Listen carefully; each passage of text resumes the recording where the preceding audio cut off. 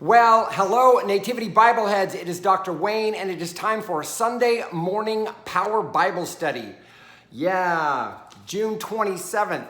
We've got readings from the first chapter of 2 Samuel. We've got the 130th Psalm. We've got reading from 2 Corinthians chapter 8, as well as Mark chapter 5. Let's get to it, shall we? We've been in this Old Testament reading, the first reading, we've been dealing with the movement in the kingship from, first it started with, there was no king, there was Samuel. The people said, we want a king. Samuel says, but the Lord doesn't want you to have a king. But they said, but we really want a king. So he gives them a king. And then he anoints Saul. And then the Lord experiences a little buyer's remorse over Saul. And eventually David gets anointed. Last week we heard about David's big feat of heroism in defeating the Philistine. Kind of a paradigmatic, if you will, action whereby this up-and-comer it precedes his fame. And anyway, today Saul's dead. Today Saul is dead. David is still not king. He's been anointed king, but he's not king yet. Saul, though, and Jonathan, the key to this is that Saul and Jonathan, who is Jonathan? Saul's son, who would normally be that person who would take the throne, right? That's the way kings worked, right? Well, the Lord said, no, we're not continuing with the line of Saul. We're moving to David. So David, in 2 Samuel chapter 1, I'm going to actually read the whole, I'm going to do the whole first chapter of 2 Samuel because it includes a narrative that maybe gives us an idea of why David's remorse is expressed as it is. Basically, the passage is the lament of verses 17 to 27, but I think it's important that we read the whole chapter, and I hope not to get bogged down in it because we got to get to some other stuff. But I think it's very interesting to note David's motivations and such. Verse 1 of 2 Samuel chapter 1. After the death of Saul, when David had returned from defeating the Amalekites, David remained 2 days in Ziklag. On the third day, a man came from Saul's camp with his clothes torn and dirt on his head. When he came to David, he fell to the ground and did obeisance, which is to mean like worshiping, kind of recognizing him as a superior. David said to him, where have you come from? And he said to him, I have escaped from the camp of Israel. You got to remember, I'm going to get to that later. David said to him, how did things go? Tell me. He answered, the army fled from the battle, but also many of the army fell and died, and Saul and his son Jonathan also died. Then David asked the young man who was reporting to him, how do you know that Saul and his son Jonathan died? The young man reporting to him, said, I happened to be on Mount Gilboa, and there was Saul leaning on his spear while the chariots and his horsemen drew close to him. When he looked behind him, he saw me and called to me. I answered, here, sir. And he said to me, who are you? I answered him, I am an Amalekite. He said to me, come, stand over me and kill me, for convulsions have seized me, and yet my life still lingers. So I stood over him and killed him, for I knew that he could not live after he had fallen. I took the crown that was on his head and the armlet that was on his arm, and I have brought them here to my Lord. That's how you say when you're speaking to a superior, you refer to yourself in the third person, to my Lord. Then David took hold of his clothes. Okay, so this contradicts what we were told in the last chapter, which is chapter 31 of 1 Samuel. This contradicts how Saul died. The Amalekite that is bringing this news to David, he's trying to get credit for something. He thinks that he's going to get a prize, and it doesn't turn out so well. We're going to read that here in a second. One thing we need to understand, the narrator has been very clear to make sure that David, who was his own warrior, battling, enemies as well during this time, not against Saul, but the narrator wants to make sure that we know that David has absolutely nothing to do with Saul's downfall. We are very sure of this, and by the bringing the news to David from this Amalekite, it really separates any way that could possibly connect it. No, there were no conspiracy theories that arose like, oh, but David really is the one who had Saul killed. No, our narrator is very clear to make sure that there's no way there's any connection that can be made between Saul's death and David, so that David's rise is not a part of his own machinations, but it's merely an outcome of what God is doing overall, and not David's grasping for power. Our narrator has been very good about this to make sure. Look at this. So this Amalekite comes to David thinking he's like, oh, maybe a reward is in my, if I bring these signs. Really, if you look in 1 Samuel chapter 31, this guy is not exactly telling us the truth. He's probably a scavenger wanting to get credit for something, saying, and trying to cash in on something. That's probably what's really happening. Look what does happen, though. Then David, verse 11, then David took hold of his clothes and tore them, and all the men who were with him did the same. This is what you do when you're upset and grieving over somebody's death. They mourned and wept and fasted until evening for Saul and for his son Jonathan and for the army of the Lord and for the house of Israel, because they had fallen by the sword. This is not feigned sorrow. This is true sorrow. David said to the young man who had reported to him, "Where do you come from?"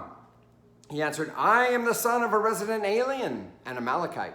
To say that you're the son of a resident aliens were under the same laws of Israel, same privileges, same responsibilities, and such. An Amalekite.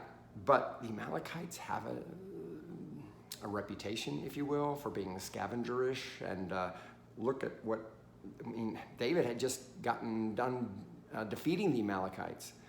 Do you remember one of the things that Saul got in trouble for from Samuel was that when he defeated the Amalekites, he didn't treat it as holy war. He took a little booty for himself, and this is one of the things that got Saul in trouble. Saul was not a bad king. He just wasn't the future for Israel. David said to him, this is verse 14 of 2 Samuel chapter 1. David said to him, "Were you not afraid to lift your hand to destroy the Lord's anointed?" David is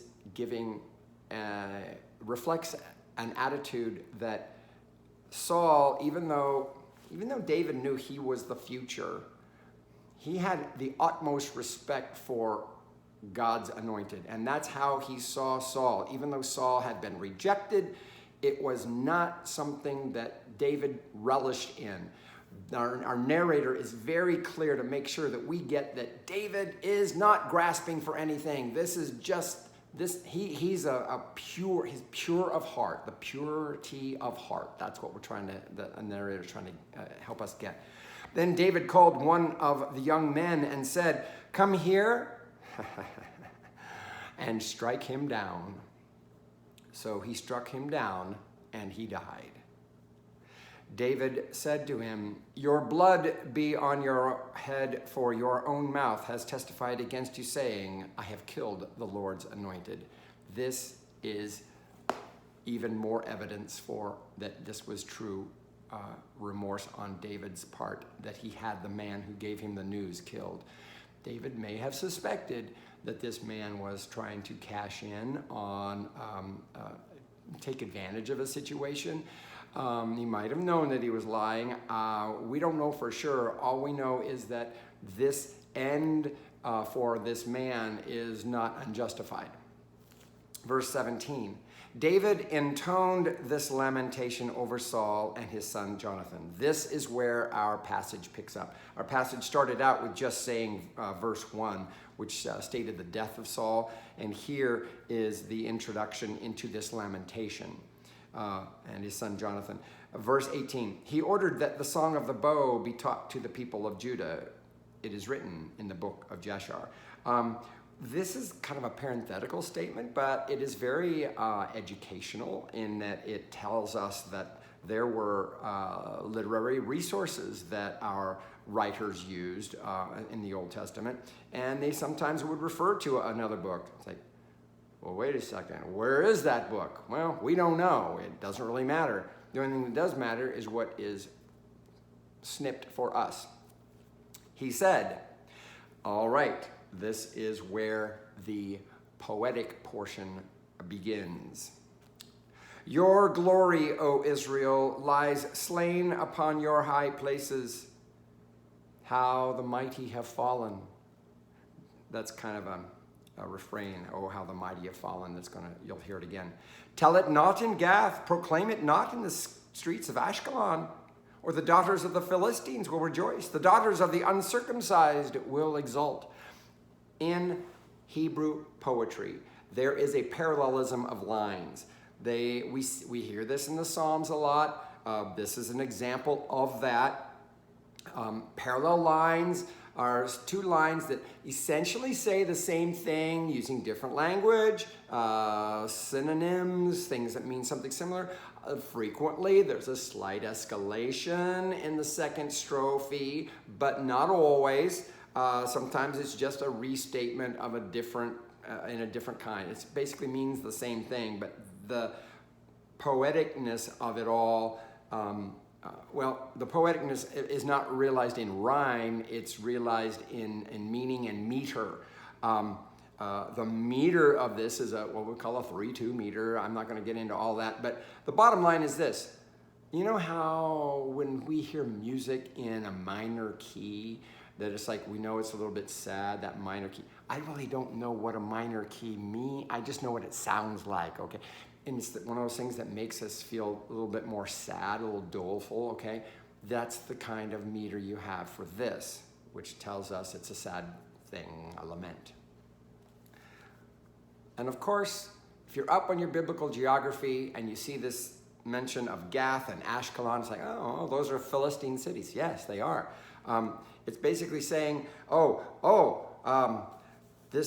we don't want our enemies to rejoice, so don't let the Philistines know that this good thing happened to them in that Saul is dead. No, we don't. It's that kind of saying, like, we know, and the thing about the uncircumcised exulting, remember one of the things that David, when he referred to Goliath, the Philistine that was coming at him, referred to him as this uncircumcised Philistine. It's kind of a way of like really putting down the enemy, like a not us kind of a thing. A very tribalistic way of describing, yes. But when we are lamenting, it's okay to go there, okay? That's just what happens when we're lamenting. We're not politically correct when we lament, okay? We can be angry, and it gives us license to, yes, we can go there, because that's what the human heart does.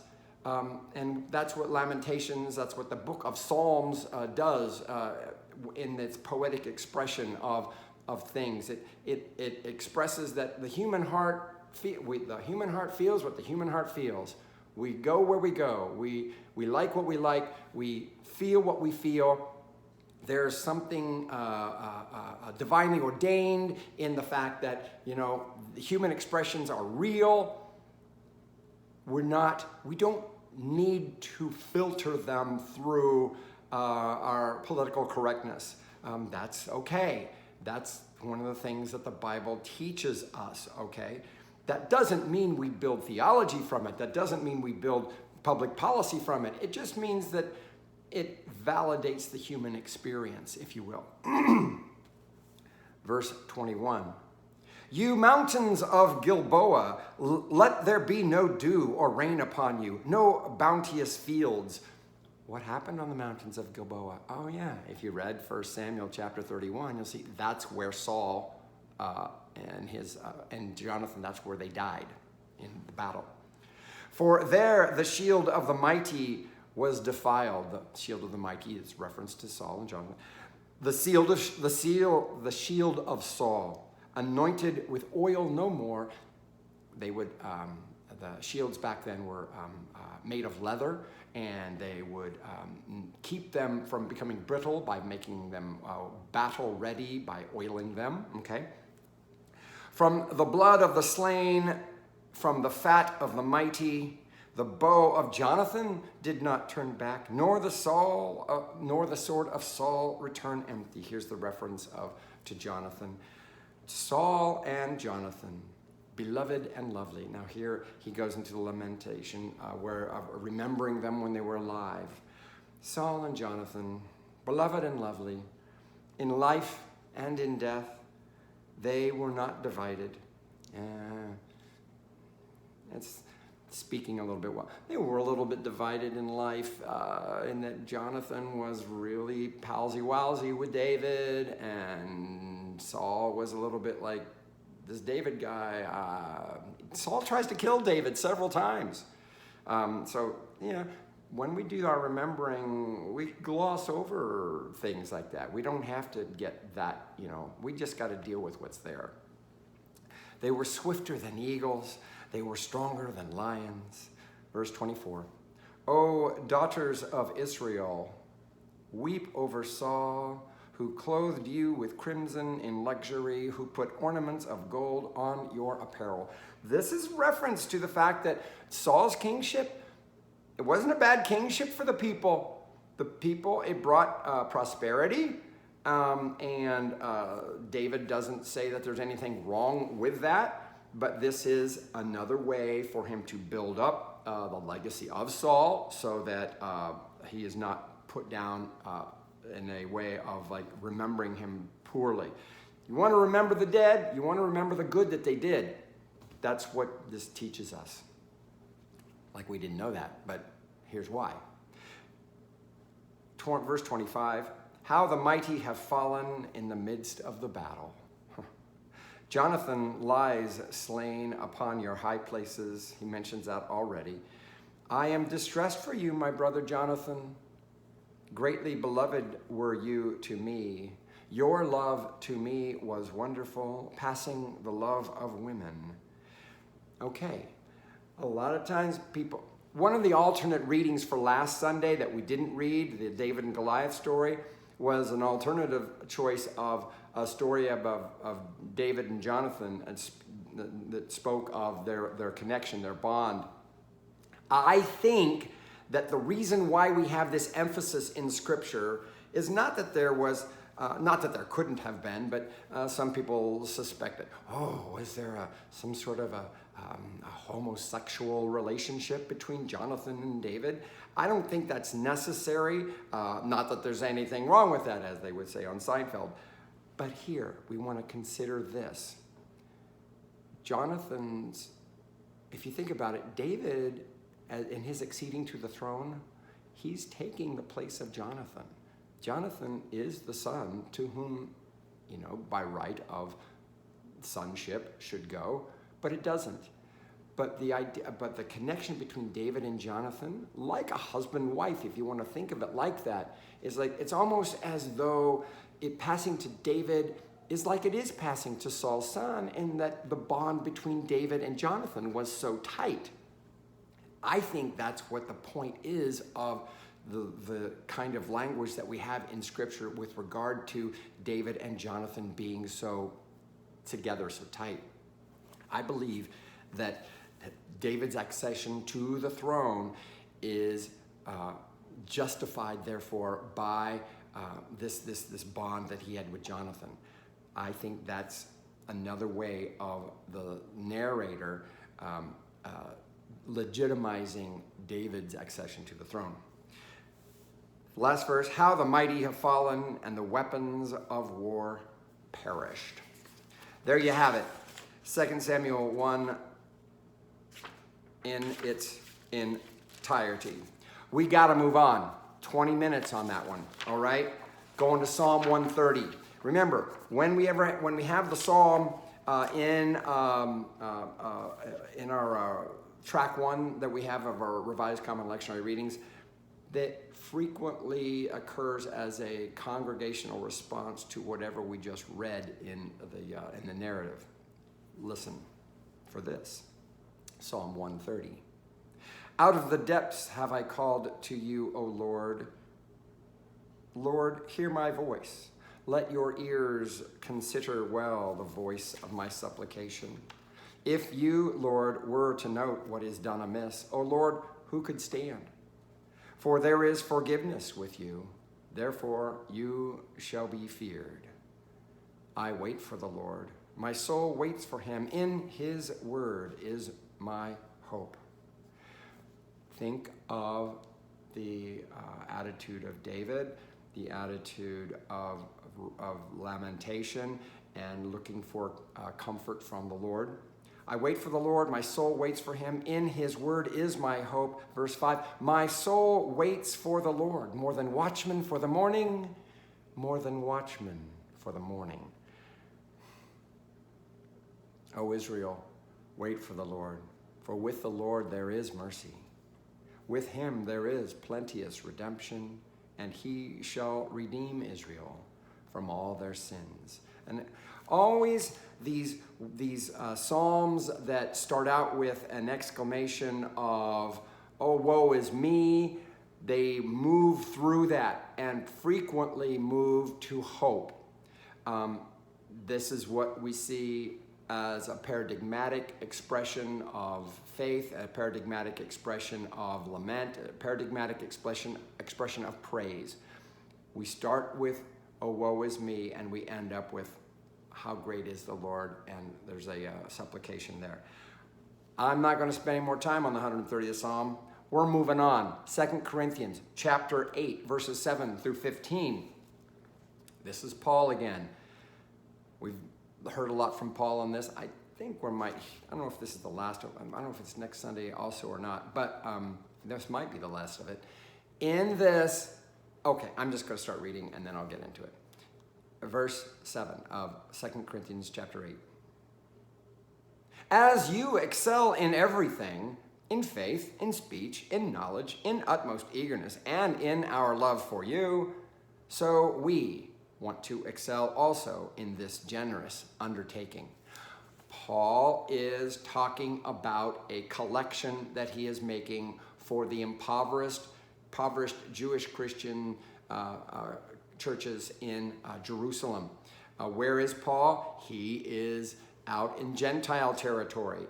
And so he is basically asking the people in this territory he's trying to get together a collection basically from the Gentile Christians for Jerusalem. So what he does is he butters them up. As you excel in everything. Oh, yes, you excel. Oh, yeah, in faith and speech and knowledge and other. Oh, and in our love. Oh, you excel also in our love for you. Oh, that's like, how you excel in everything, even in the estimation that we have for you. This is a buttering up, of course. This is what you do when there's an ask. Hello. I do not say this as a command, but I am testing the genuineness of your love against the earnestness of others.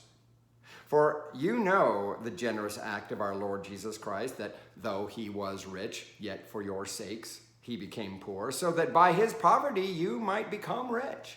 Here he's referring to Jesus' act of emptying, this kenosis principle of emptying himself of the glory of being in the Godhead, deigning to take human form and all of that, which he talks about elsewhere.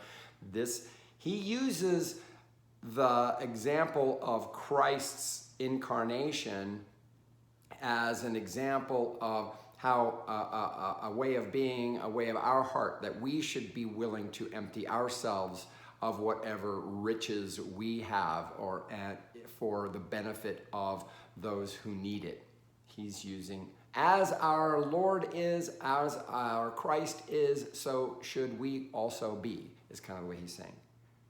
And in this matter, I am giving my advice.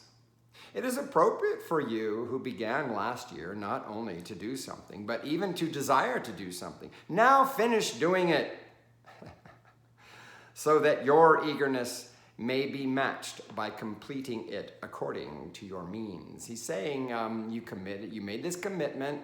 I've seen evidence for that. You're not fulfilling on it. I'm just asking that you make good on your promise, okay? And you've got it. You've got it to give. So yes, this is a paradigmatic way of getting to the ask, which we must do if we're going to minister, right? If we're going to do what we need to do in the church, we've got to have some means. And as a Christian expression of faithfulness to Christ, of our giving out of, yes, we have abundance. There's an abundance with which Christ has given to us, so therefore we are supposed to give it up to God in that way. So for if the eagerness is there, the gift is acceptable according to what one has, not according to what one does not have. Yeah, I'll say no more, right? I do not mean that there should be relief for others and pressure on you, but it is a question of a fair balance between your present abundance and their need, so that their abundance may be for your need, in order that there may be a fair balance.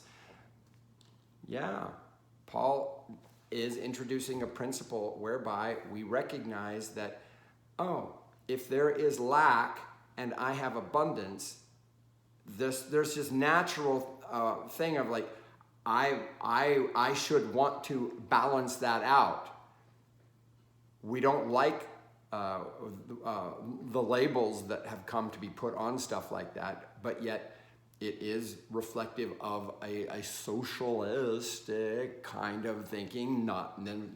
There's nothing wrong with that, but yet it's come to be demonized in the world because we have built up other isms as being more Christian, which I don't know why. Paul here is appealing to the fact that when we experience abundance and there is also need, it's only natural. It shouldn't have to be government enforced. It's just a natural thing whereby it flows from us. I don't know if I want to say much more about that. I'm not. In fact, I am moving on to Mark chapter 5, verses 21 to 43. In Mark chapter 5, we have one of the instances of our narrator intercalating. Yes, it's an intercalation. We have our narrator intercalating two different healing stories. Verses 21 and following. When Jesus crossed again in the boat to the other side, a great crowd gathered around him, and he was by the sea. One of the things that Jesus is doing here in the Gospel of Mark is he goes from one side of the lake, we're talking about the Sea of Galilee, one side to the other side. There's a Gentile side, there's a Jewish side. This follows the thing he just got done doing on the Gentile side. Now he's going back to the Jewish side. When Jesus had crossed again, so he'd crossed back, it will become obvious that he's dealing with a Jew. He's ministering amongst the Jews here. He was by the sea. Verse 22. When one of the leaders of the synagogue named Jairus came, and when he saw him, fell at his feet and begged him repeatedly, "My little daughter is at the point of death. Come and lay your hands on her so that she may be made well and live." So he went with him. In the next paragraph, where it starts, "and a large crowd," and then all the way to, there's going to be, Jesus is like on his way to Jairus' daughter. But there's going to be an incident of a healing there. So it's going to end up with him doing this healing that is being requested. But inside of it, there's going to be a different healing. So what we want to get, that who's Jairus? Leader of the synagogue. So one of the things that the early church was dealing with was the fact that they were having a little problem with the synagogues, and the synagogues were starting to ostracize the Christians. Yes, that's a fact. That's one of the reasons why the Gospel of John is the way it is when it talks about the Jews. It doesn't mean that the Jews were bad. It just simply means that there is a historical reality that comes out of the fact that those Jews who chose to see Jesus as their Messiah, as their Christ, they started to get into a little bit of trouble and receive some persecution. But this is Mark's attempt to see that a leader of the synagogue saw value in what Jesus was about. And so in that way, he's painting a picture of the existing synagogue's dependence on the power that Jesus can bring, and the idea that, well, you might not think that Jesus is valuable to you, but think again.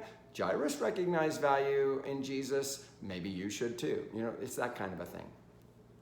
But look at what happens as he's on his way. I'm in the middle of verse 24. "And a large crowd followed him and pressed in on him. Now there was a woman who had been suffering from hemorrhages for 12 years. So I want you to notice that number 12. We haven't been told anything about the little girl yet. I don't think so. No, but we are going to later see that number 12 come up again. But here, this woman, 12, anytime we see this number 12, this is a covenant number. A covenant number, 12 tribes, 12 years. Oh, but she's hemorrhage. Oh, what does that mean? Flow of blood. Ritually unclean. If she were known to be ritually unclean, people wouldn't even let her get then close to Jesus. She had to hide that. She had to hide her ritual uncleanness, being a part of the community of faith. But yet she was of such faith that she's, you know what? This is nobody's business that I'm ritually unclean, but I know what I can get from this guy, and I'm going to go get it. This is her attitude. She had endured much under many physicians and had spent all that she had, and she was no better, but rather grew worse. So she had spent all of her life's resources on her getting better, and to no avail. She had heard about Jesus and came up behind him in the crowd and touched his cloak. Great faith amongst somebody who is ritually unclean, somebody who was literally on the outskirts, but who forced her way in just to touch his cloak, indicating great faith. Yes? For she said, "If I but touch his clothes, I will be made well." Immediately her hemorrhage stopped, and she felt in her body that she was healed of her disease. So her ritual uncleanness immediately, boom, goes away. That's the point of the story. I'm not going to speculate on how or what, other than I know what the meaning is. The meaning is Jesus and our reaching out to him automatically brings us into purity.